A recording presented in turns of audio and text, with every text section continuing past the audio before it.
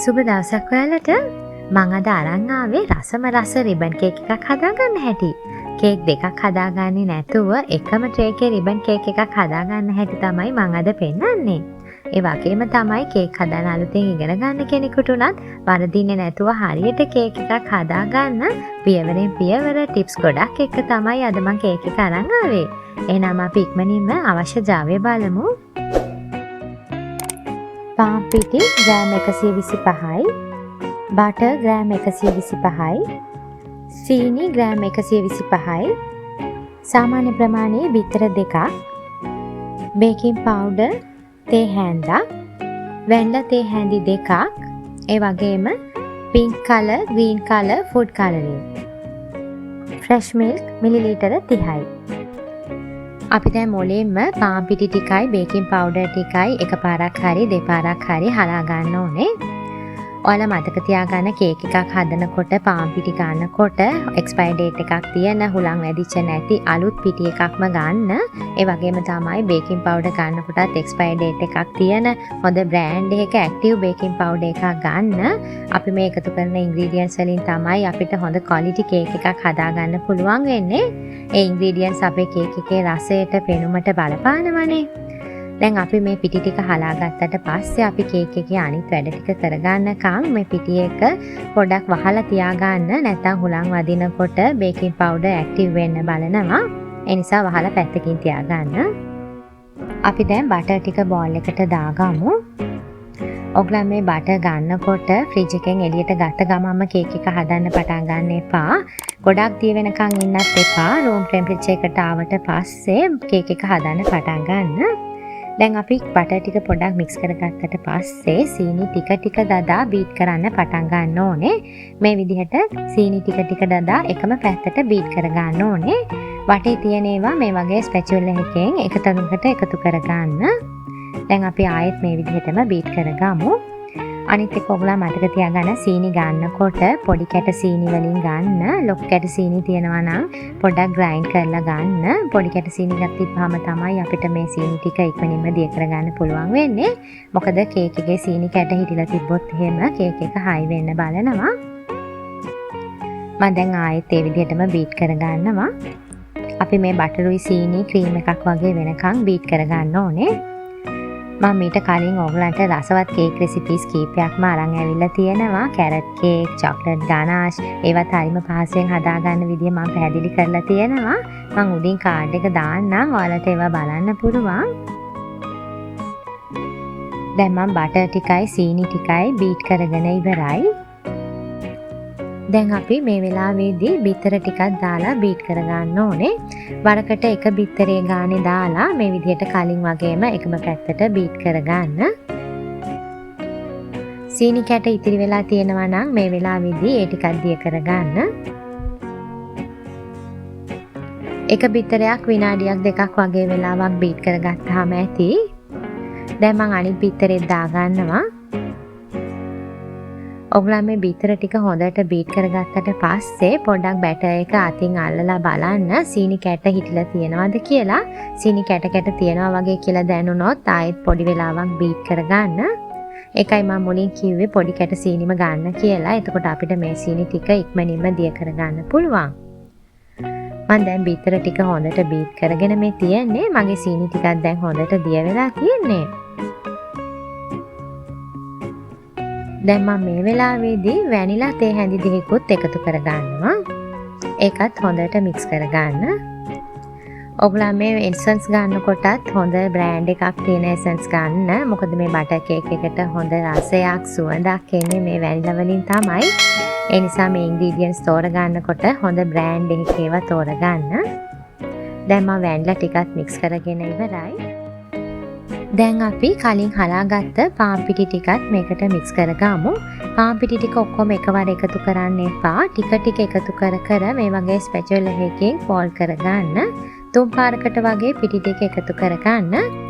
ඔයගොල්ලෝ මේ පාන් පිටි එකතු කරලා ආයෙ බීට් කරන්න යන්න එපා. මොකද මේ පිටිවල අඩංගු වෙලා තියෙනවා ග්ලූටන්. අපි දැන් මේක ආයෙත් හයියෙන් හැන්දෙන් හරි එහෙම නැත්නම් බීටර් එකකින් හරි බීට් කරන්න ගියොත් මේ පිටිවල ඇදෙන සුළු ගතිය වැඩි වෙලා කේක් එකේ සොෆ්ට් එක නැති වෙලා කේක් එක ටිකක් හයි වෙන්න වගේ බලනවා.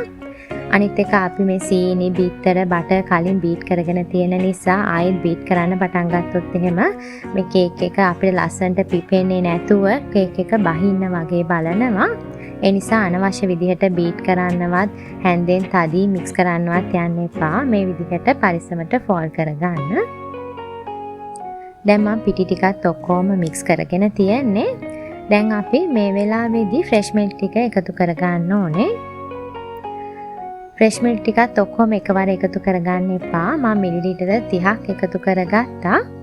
ඔයාලගේ කේක් බැටර් එකේ thickness එක අනුව කිරි ප්‍රමාණය අඩු වැඩි කරගන්න. අතට ගොඩාක් තද ගතියක් දැනෙනවා නම් කිරි ටිකක් වැඩිපුර එකතු කරගත්තට කමක් නැහැ. බැටර් එක ගොඩාක් ලික්විඩයිස් වගේ නම් කිරි ටිකක් අඩුවෙන් එකතු කරගන්න. ෆ්‍රෙෂ් මිල්ක් වලින් තමයි අපේ මේ කේක් එක හොඳට soft වෙලා එන්නේ. මම දැන් කිරි ටිකත් ඔක්කොම මික්ස් කරගෙන කේක් බැටර් එක හදාගෙන තියන්නේ. අපි අද රිබන් කේක් එකක් හදාගන්න නිසා අපිට කලර්ස් දෙකකින් ලේයර්ස් දෙකක් අවශ්‍ය වෙන නිසා මම මේ බැටර් එක කොටස් දෙකකට බෙදා ගන්නවා. මම දැන් මේ විදිහට වෙන බෝල් එකකට කොටසක් එකතු කර ගන්නවා. මම දැන් දෙක වෙන් කරලා මේ තියන්නේ. අපි දැන් මේ එක කොටසකට pink color food coloring දාගමු. මම ලයිට් කලර් එකකින් මේක ගන්න හින්දා හරිම අඩු ප්‍රමාණයක් බිඳුවක් වගේ පොඩි ප්‍රමාණයක් තමයි දාගත්තේ. ඔයගලන්ට මීට වඩා ටිකක් තද පාටට අවශ්‍ය නම් තව පොඩ්ඩක් කලරින් වැඩි කරගත්තට කමක් නැහැ. හැබැයි ගොඩාක් එකවර එකතු කරගන්න එපා. පාට තද වැඩි වෙයි. ඒ නිසා බිඳුව වගේ එකතු කරලා මේ වගේ මික්ස් කරගන්න. මම දැන් pink කලර් එක මික්ස් කරලා ඉවරයි. දැන් අපි අනිත් කොටසට ග්‍රීන් කලර් එක දාගමු. මම ග්‍රීන් කලර් එකත් බිඳුවක් වගේ හරිම අඩු ප්‍රමාණයක් දාගෙන මික්ස් කරගන්නවා. මම දැන් ග්‍රීන් කලර් එකත් මික්ස් කරගෙන ඉවරයි. මම අද මේ ග්‍රෑම් 500 කේක් එකක් හදන්නේ. මම රවුන්ඩ් හැඩේ තියෙන බේකින් ට්‍රේ එකක් තමයි අද ගත්තේ.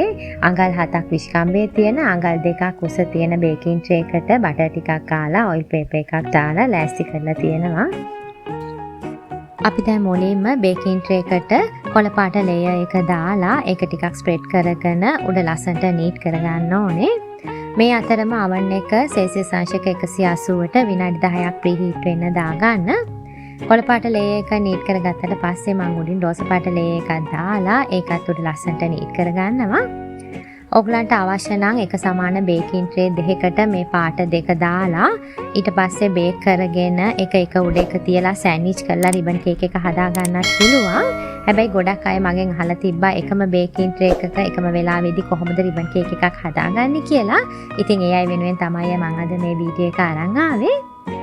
මම දැන් ඒ අතර රෝස පාට එකත් ලස්සනට නීට් කරගත්තා උඩ. දැන් අපේ කේක් එකේ යා බබල්ස් එනවට පොඩ්ඩක් මේ විදිහට ටේබල් එකට ටැප් කරගමු.